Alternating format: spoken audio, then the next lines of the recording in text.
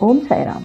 भक्तजनों, चलिए अब हम श्री साई बाबा के आशीर्वाद से श्री साई सच्चरित्र का अध्याय 10 प्रारंभ करते हैं।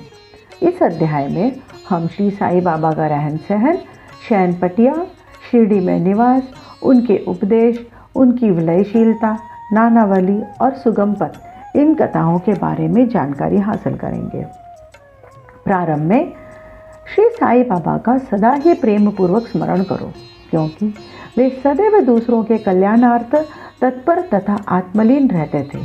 उनका स्मरण करना ही जीवन और मृत्यु की पहेली हल करना है।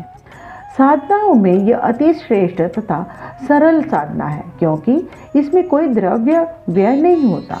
केवल मामूली परिश्रम से ही भविष्य नितांत फलदायक होता है। जब तक इंद्रिया बलिष्ठ है, क्षण क्षण इस साधना को आचरण में लाना चाहिए। केवल गुरु ही ईश्वर है।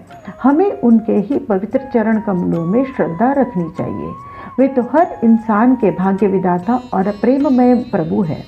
जो अनन्य भाव से उनकी सेवा करेंगे, वे भवसागर से निश्चय ही मुक्ति को प्राप्त होंगे।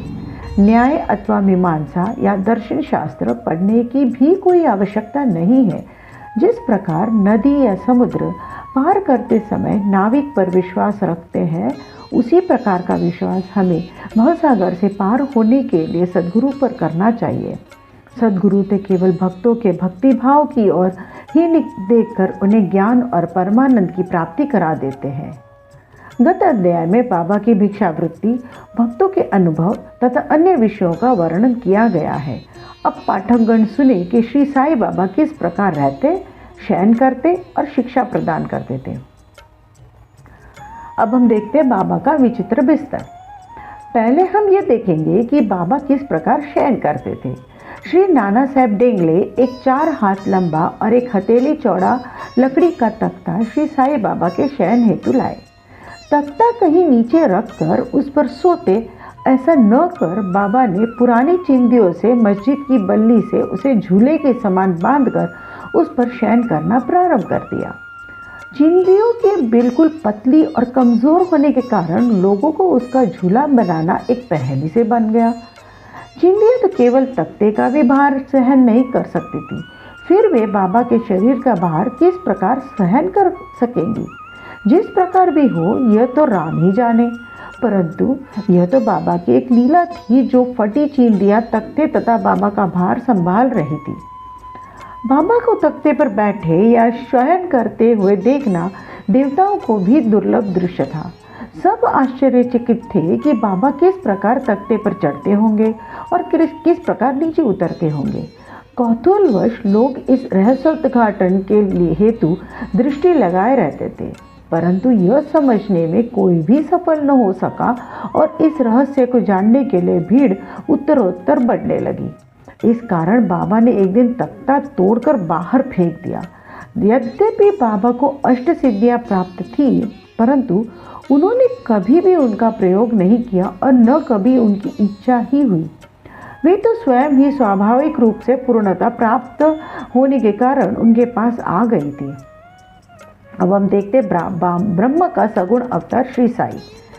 बाह्य दृष्टि से श्री साई बाबा 3.5 हाथ लंबे एक सामान्य पुरुष थे, फिर भी प्रत्येक के हृदय में वे विराजमान थे। अंदर से वे आसक्ति रहित और स्थिर थे, परंतु बाहर से जन कल्याण के लिए सदैव चिंतित रहते थे। अंदर से संपूर्ण रूप से निस्वार्थ थे। भक्तों के निमित्त उनके हृदय में परम शांति विराजमान थी, परंतु बाहर से संसार में उलझे हुए दिखलाई पड़ते थे। वे कभी प्रेम दृष्टि से देखते तो कभी पत्थर मारते, कभी गालियाँ देते और कभी हृदय से लगाते थे। वे गंभीर, शांत और सहनशील थे। वे सदा दृढ़ और आत्मलीन रहते थे और अपने भक्तों का सदैव उचित ध्यान रखते थे। वे सदा एक आसन पर ही विराजमान थे। वे कभी यात्रा को नहीं निकले। उनका दंड एक छोटी सी लकड़ी थी जिसे वे सदैव पास संभाल कर रखते थे। विचार शून्य होने के कारण वे शांत थे। उन्होंने कांचन और कीर्ति की कभी चिंता नहीं की तथा सदा ही भिक्षावृत्ति द्वारा निर्वाह करते रहे। उनका जीवन ही इस प्रकार का था। अल्लाह मालिक सदैव उनके होठों पर रहता था। उनका भक्तों पर विशेष और अटूट प्रेम था। वे आत्मज्ञान की खान और परम दिव्य स्वरूप थे। श्री साईं बाबा का दिव्य स्वरूप इस तरह का था, एक अपरिमित अनंत सत्य और अपरिवर्तनशील सिद्धांत जिसके अंतर्गत यह सारा विश्व है, श्री साईं बाबा में आविर्भूत हुआ था। यह अमूल्य निधि केवल सत्व गुण संपन्न और भाग्यशाली भक्तों को ही प्राप्त हुई, जिन्होंने श्री साईं बाबा को केवल मनुष्य या सामान्य पुरुष समझा या समझते हैं, वे यथार्थ में अभागे थे या है। श्री साईं बाबा के माता पिता तथा उनकी जन्म तिथि का ठीक ठाक पता किसी को भी नहीं है, तो भी उनके शिरडी में निवास के द्वारा इसका अनुमान लगाया जा सकता है। जब पहल बाबा शिरडी में आए थे तो उस समय उनकी आयु केवल 16 वर्ष की थी। वे शिरडी में 3 वर्ष तक रहने के बाद फिर कुछ समय के लिए अंतर्धान हो गए। कुछ काल के उपरांत वे औरंगाबाद के समीप निजाम स्टेट में प्रकट हुए और चांद पाटिल के बारात के साथ पुनः शिरडी पधारे। उस समय उनकी आयु 20 वर्ष की थी। उन्होंने लगातार 60 वर्ष तक शिरडी में निवास किया और सन 1918 में महासमाधि ग्रहण की। इन तथ्यों के आधार पर हम कह सकते हैं कि उनकी जन्म तिथि सन 1838 के लगभग की थी। अब हम देखते हैं बाबा का ध्येय और उपदेश। 17वीं शताब्दी यानी 1608 से 1681 में संत रामदास प्रकट हुए और उन्होंने यवनों से गायों और ब्राह्मणों की रक्षा करने का कार्य सफलतापूर्वक किया। परंतु 2 शताब्दियों के व्यतीत हो जाने के बाद हिंदू और मुसलमानों में वैमनस्य बढ़ गया और उसे दूर करने के लिए श्री साईं बाबा प्रकट हुए। उनका सभी के लिए यही उपदेश था कि राम जो हिंदुओं के भगवान है और रहीम जो मुसलमानों का खुदा है, एक ही है और उनमें किंचित मात्र भी भेद नहीं है। फिर तुम उनके अनुयायी क्यों पृथक पृथक रहकर परस्पर झगड़ते हो? अज्ञानी बालकों, दोनों जातियां एकता का ध्येय प्राप्त करो। कलह और विवाद व्यर्थ है, इसलिए न झगड़ो और न परस्पर प्राणघातक ही बनो। सदैव अपने हित तथा कल्याण का विचार करो। श्री हरि तुम्हारी रक्षा अवश्य करेंगे। योग, वैराग्य, तप, ज्ञान आदि ईश्वर के समीप पहुंचने के मार्ग है। तुम्हारी कोई कितनी भी निंदा क्यों न करे, तुम उसका प्रतिकार न करो। यदि कोई शुभ कर्म करने की इच्छा है तो सदैव दूसरों की भलाई करो। संक्षेप में यही श्री साईं बाबा का उपदेश है कि उपर्युक्त कथनानुसार आचरण करने से भौतिक तथा आध्यात्मिक दोनों ही क्षेत्र में तुम्हारी प्रगति होगी। सच्चिदानंद सद्गुरु श्री साईनाथ महाराज। अब गुरु तो अनेक हैं। कुछ गुरु ऐसे हैं जो द्वार द्वार हाथ में वीणा और करताल लिए अपनी धार्मिकता का प्रदर्शन करते फिरते हैं। वे शिष्यों के कानों में मंत्र फूंकते और उनकी संपत्ति का शोषण करते हैं। वे ईश्वर भक्ति तथा धार्मिकता का केवल ढोंग ही रचते हैं। वे वस्तुतः अपवित्र और अधार्मिक होते हुए श्री साईं बाबा ने धार्मिक निष्ठा प्रदर्शित करने का विचार भी कभी मन में नहीं किया। दैहिक बुद्धि उन्हें किंचित मात्र भी छू न गई थी, परंतु उनमें भक्तों के लिए असीम प्रेम था। गुरु 2 प्रकार के होते, नियत और अनियत।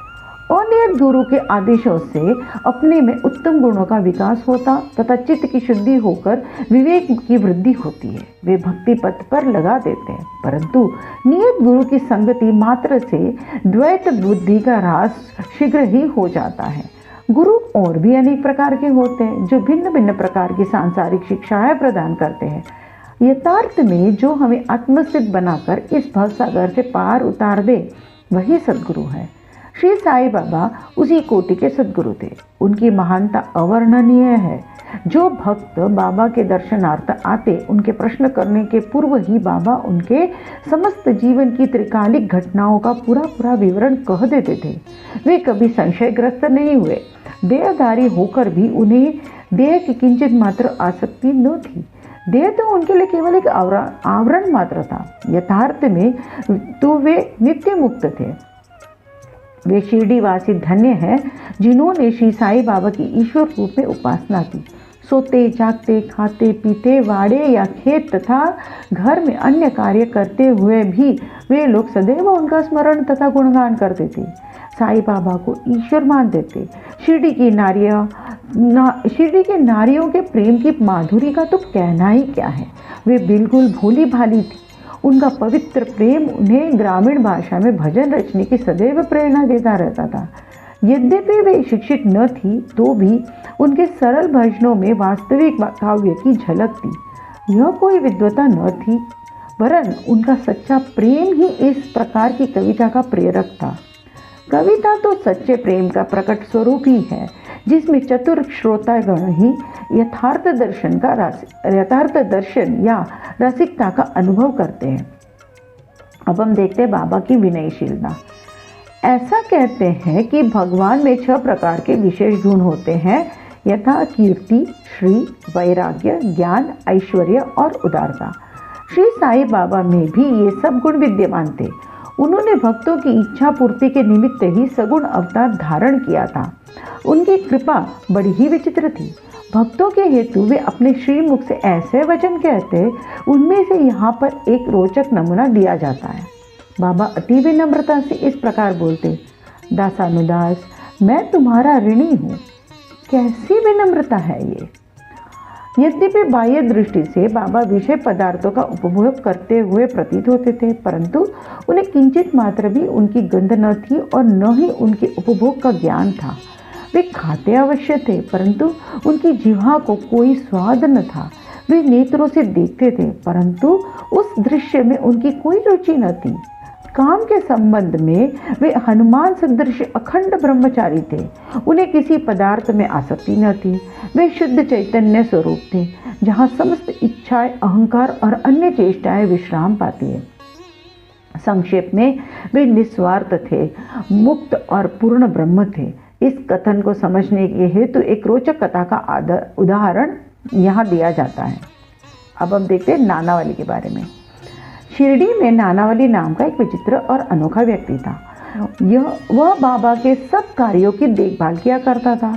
एक समय जब बाबा गादी पर विराजमान थे, वो उनके पास पहुंचा। वह स्वयं ही गादी पर बैठना चाहता था, इसलिए उसने बाबा को वहां से हटने को कहा। बाबा ने तुरंत गादी छोड़ दी और तब नानावली वहां विराजमान हो गया।